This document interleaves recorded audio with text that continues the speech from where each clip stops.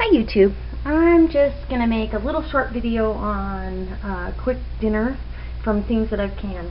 Let's see, it's almost 8 o'clock. I have been at work all day, but I try to plan ahead, and that's part of why I do all the canning, so I can actually make it easy on myself. So, we are going to have tonight,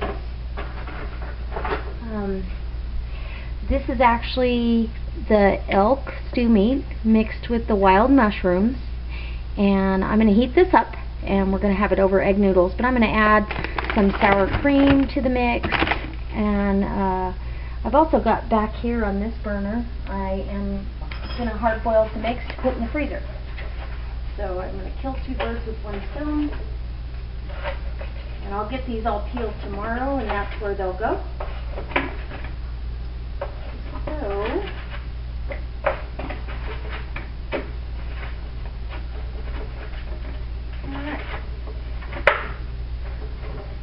actually there's probably too much water, so we'll take some of that water off of there.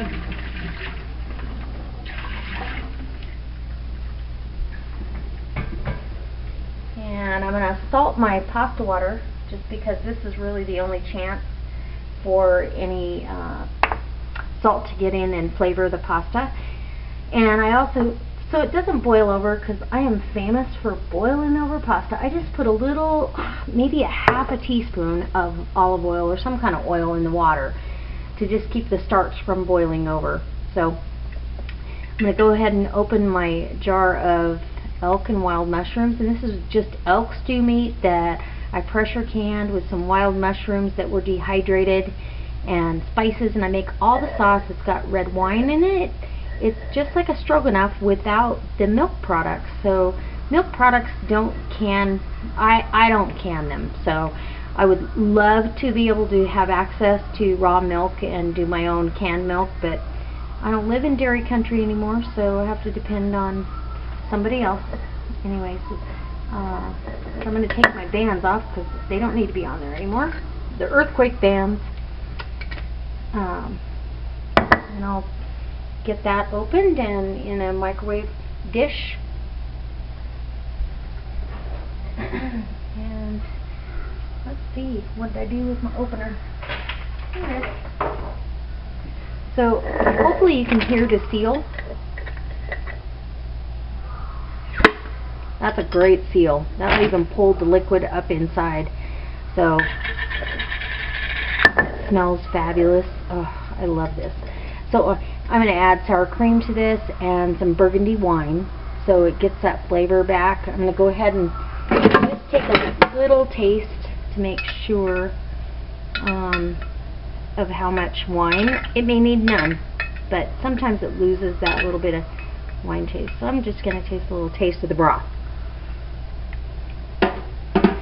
It tastes like the best beef and mushroom soup ever. So really you could add some other vegetables if you wanted to stew or whatever. It's absolutely fabulous. So I'm going to put this into a glass bowl for visual purposes. You guys will be able to see the results a little better. And I want some comments on maybe doing a series of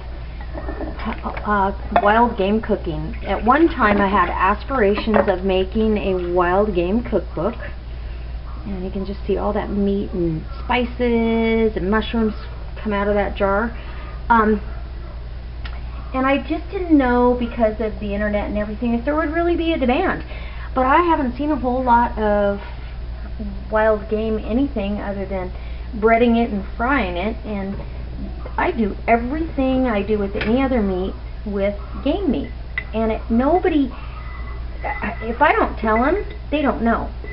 So it's the only difference, subtle difference, is the way, I mean, it definitely has to do with the way you process it, but the only subtle difference is the difference, let's say, between a filet mignon and a ribeye. There's a difference in taste and flavor, and that's what I think is the difference between beef and elk or deer or anything else. Now, have I had gamey meat? Yes, I have, but I don't believe that it was handled properly, and all the sinew and fat and everything taken off, and we do all of our own processing, so I would love to share that. So here we just have, it's just meat and wild mushrooms and that delicious broth. And so I'm going to get some of the burgundy wine to put in there, and I'm just going to pause you for a second. Be right back.